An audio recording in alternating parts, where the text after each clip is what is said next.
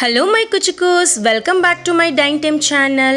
So ಯಾವಾಗಲೂ sambar gravy ಅಂತ ತಿಂದು ಬೋರ್ ಆಗಿದ್ದರೆ ಖಂಡಿತ ಈ ವಿಡಿಯೋ ನೋಡೋಕ್ಕೆ ಮರಿಬೇಡಿ.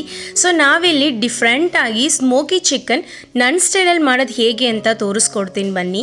ತಿನ್ನೋದಕ್ಕೆ ಸಖತ್ತು ಟೇಸ್ಟಾಗಿರುತ್ತೆ, ಹಾಗೆ ಸ್ವಲ್ಪ ಡಿಫ್ರೆಂಟಾಗೂ ಇರುತ್ತೆ. ಬನ್ನಿ ವಿಡಿಯೋಗೆ ಹೋಗೋಣ. ವಿಡಿಯೋಗೆ ಹೋಗೋಕ್ಕಿಂತ ಮುಂಚೆ ಪ್ಲೀಸ್ ನಮ್ಮ ಚಾನಲ್ನ ಸಬ್ಸ್ಕ್ರೈಬ್ ಮಾಡೋದನ್ನ ಮರಿಬೇಡಿ, ಹಾಗೆ ಬೆಲ್ ಬಟನ್ನ ಕ್ಲಿಕ್ ಮಾಡ್ಕೊಳ್ಳಿ. ಹಾಯ್, ನಾನು ನಿಮ್ಮ ವಾಣಿ, ನನ್ನ ಕಿಚನ್ಗೆ ಸ್ವಾಗತ. ನಾನಿಲ್ಲಿ ಒಂದು ಫುಲ್ ಕೋಳಿ ತೊಗೊಂಡಿದ್ದೀನಿ, ನೀವು ಬೇಕಾದ್ರೆ ಕಟ್ ಮಾಡಿ ಕೂಡ ತೊಗೊಬೋದು. ಸೊ ಮಸಾಲೆ ಚೆನ್ನಾಗಿ ಇಳಿಲಿ ಅಂತ ಅಲ್ಲಲ್ಲಿ ನಾನು ಈ ಥರ ಕಟ್ ಮಾಡ್ಕೊತೀನಿ. ಸೊ ಈಗ ಫಸ್ಟು ಒಂದು ಅರ್ಧ ಹೋಳಷ್ಟು ನಿಂಬೆಹಣ್ಣ ಒಂದು ಸೈಡ್ ಕೋಳಿಗೆ ಹಾಕ್ಕೊಳ್ಳಿ. ಅದೇ ರೀತಿ ಇನ್ನರ್ಧಷ್ಟು ನಿಂಬೆಹಣ್ಣ ಇನ್ನೊಂದು ಕಡೆ ಕೋಳಿಗೆ ಹಾಕ್ಕೊಳ್ಳಿ. ಸೊ ನೀವು ಕಟ್ ಮಾಡಿ ತೊಗೊಳ್ಳೋದಾದರೆ ಒಂದು ಬೌಲಲ್ಲಿ ನಾನು ಹೇಳೋಂಥ ಎಲ್ಲ ಇಂಗ್ರೀಡಿಯೆಂಟ್ಸು ಹಾಕಿ ಚೆನ್ನಾಗಿ ಮಿಕ್ಸ್ ಮಾಡ್ಕೊಳ್ಳಿ. ಈಗ ಚೆನ್ನಾಗಿ ನಿಂಬೆಹಣ್ಣೆಲ್ಲ ಸರಿದ ಮೇಲೆ ಬೇಕಾದಷ್ಟು ಉಪ್ಪು, 1 ಟೇಬಲ್ ಸ್ಪೂನಷ್ಟು ಖಾರದ ಪುಡಿ, 1 ಟೀ ಸ್ಪೂನಷ್ಟು ಅರಿಶಿನ ಪುಡಿ ಹಾಕ್ಕೊಂಡು ಒಂದು ಕಡೆಗೆ ಚೆನ್ನಾಗಿ ಸರುಕೊಳ್ಳಿ ಈ ರೀತಿ. ಸೊ ಇದೇ ರೀತಿ ರೇಷಿಯೋದಲ್ಲಿ ಇನ್ನೊಂದು ಕಡೆನೂ ಸರುಕೊಬೇಕು, ಅಂದರೆ ಹಾಗೆ ಡಬಲ್ ಮಾಡ್ಕೊಬೇಕು. ನೀವು ಮಸಾಲೆ ರೆಡಿ ಮಾಡಿದ್ರು ಅಷ್ಟೇ ಇದೇ ಥರ ಡಬಲ್ ಆಗಿ ಹಾಕ್ಕೊಳ್ಳಿ.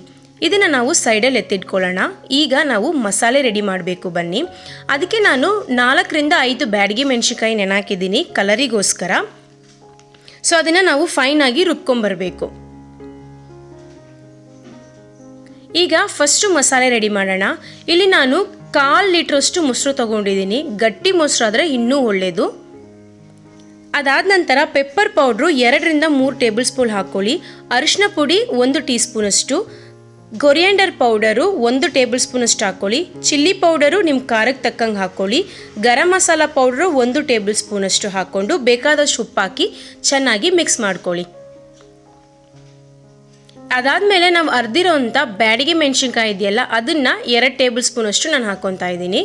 ಕಲರ್ ಇನ್ನೂ ಜಾಸ್ತಿ ಬೇಕು ಅಂದರೆ ಇದನ್ನು ಹಾಕೊಬೋದು, ಅಥವಾ ನೀವು ಕಾಶ್ಮೀರಿ ಚಿಲ್ಲಿ ಪೌಡ್ರ್ ಇರುತ್ತಲ್ಲ ಅದನ್ನು ಹಾಕೊಬೋದು, ಒಳ್ಳೆ ಕಲರ್ ಬರುತ್ತೆ.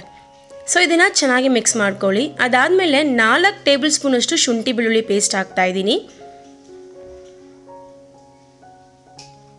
ಅದನ್ನು ಚೆನ್ನಾಗಿ ಮಿಕ್ಸ್ ಮಾಡ್ಕೊಳ್ಳಿ ಮಸಾಲೆ ಜೊತೆಗೆ.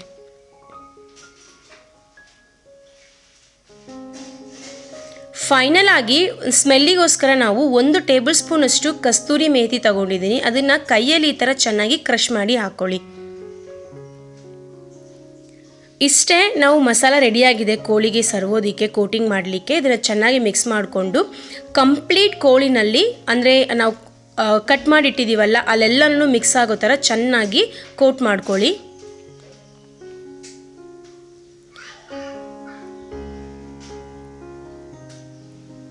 ಅಷ್ಟೇ, ಇದನ್ನು ಮ್ಯಾರಿನೇಟ್ ಆಗಕ್ಕೆ ಬಿಡಿ. ನಾನು ಹೇಳ್ದಂಗೆ ನೀವು ಕಟ್ ಮಾಡಿ ಕೂಡ ಮಾಡ್ಬೋದು. ಕಟ್ ಮಾಡಿದ್ರೆ ನಾವು ಕಬಾಬಿಗೆ ರೆಡಿ ಮಾಡ್ತೀವಲ್ಲ ಆ ಥರ ಮಾಡ್ಕೊಂಡು ಮ್ಯಾರಿನೇಟ್ ಮಾಡ್ಕೊಳ್ಳಿ. ಸೊ ಈಗ ನಾನು ಇದನ್ನು ಬೇಯಿಸಬೇಕು. ಅದಕ್ಕೆ ನಾನು ಒಂದು ದೊಡ್ಡ ಕುಕ್ಕರ್ ತೊಗೊಂಡಿದ್ದೀನಿ. ಸೊ ನನ್ನ ಹತ್ರ ಸ್ಟ್ಯಾಂಡ್ ಇಲ್ಲ, ಹಾಗಾಗಿ ನಾನಿಲ್ಲಿ ಫಸ್ಟ್ ಬಾಳೆಎಲೆ ಹಾಕ್ಕೊಂಡು ಅದಾದ ನಂತರ ಒಂದು ಪ್ಲೇಟ್ನ ಮೇಲೆ ಇಟ್ಬಿಟ್ಟು, ಮತ್ತು ನನಗೆ ಸ್ವಲ್ಪ ಜ್ಯೂಸಿ ಬೇಕು, ಅದಕ್ಕೆ ನಾನು ತಿರ್ಗಾ ಬಾಳೆಎಲೆ ಹಾಕಿ ಆ ಫುಲ್ ಕೋಳಿನ ಹಾಗೆ ಕುಕ್ಕರ್ ಒಳಗೆ ಇಳಿಸ್ಕೊತೀನಿ. ನಿಮ್ಮ ಹತ್ರ ಸ್ಟ್ಯಾಂಡ್ ಇದ್ದರೆ ಇನ್ನೂ ಒಳ್ಳೆಯದು. ಈಗ ಕುಕ್ಕರಲ್ಲಿ ನಾವು ವಿಸಿಲ್ ತೆಗೆದುಬಿಡಬೇಕು ಮತ್ತು ರಬ್ಬರ್ ತೆಗೆದುಬಿಡಬೇಕು.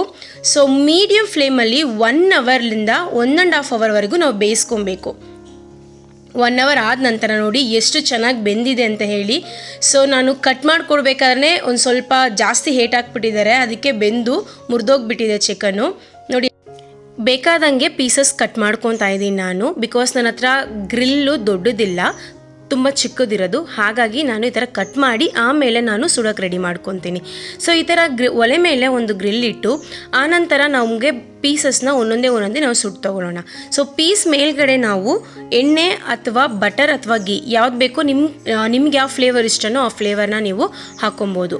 ಸೊ ಈ ಥರ ನಾವು ಸುಟ್ಟು ತೆಗೆಯೋದ್ರಿಂದ ತುಂಬಾ ಟೇಸ್ಟ್ ಇರುತ್ತೆ. ಅದು ಮಾತ್ರ ಅಲ್ಲದೆ ಚಿಕನ್ ನಾವು ಕುಕ್ಕರಲ್ಲಿ ಬೇಯಿಸ್ಬೇಕಾದ್ರೆ ಒಳಗಡೆ ಫುಲ್ಲ ಚೆನ್ನಾಗಿ ಬೆಂದಿರುತ್ತೆ. ಸೊ ಇದು ಜಸ್ಟ್ ಮೇಲ್ಗಡೆ ನಮಗೆ ಆ ಫ್ಲೇವರ್ಗೋಸ್ಕರ ನಾವು ಸುಡ್ತಾ ಇದ್ದೀವಿ ಅಷ್ಟೇ. ರೆಡಿಯಾಗಿದೆ, ಎಷ್ಟು ಚೆನ್ನಾಗಿ ಬೆಂದಿದೆ ನೋಡಿ. ಇದನ್ನು ಪುದೀನಾ ಚಟ್ನಿ ಮೈನಸ್ ಜೊತೆಗೆ ಸರ್ವ್ ಮಾಡಿದ್ರೆ ತುಂಬ ಟೇಸ್ಟ್ ಆಗಿರುತ್ತೆ. ಸೊ ನೀವು ಟ್ರೈ ಮಾಡಿ, ಹೇಗೆ ಬಂತ ಕಮೆಂಟ್ ಮಾಡಿ. ನೆಕ್ಸ್ಟ್ ವಿಡಿಯೋದಲ್ಲಿ ನೋಡೋಣ. ಬಾಯ್.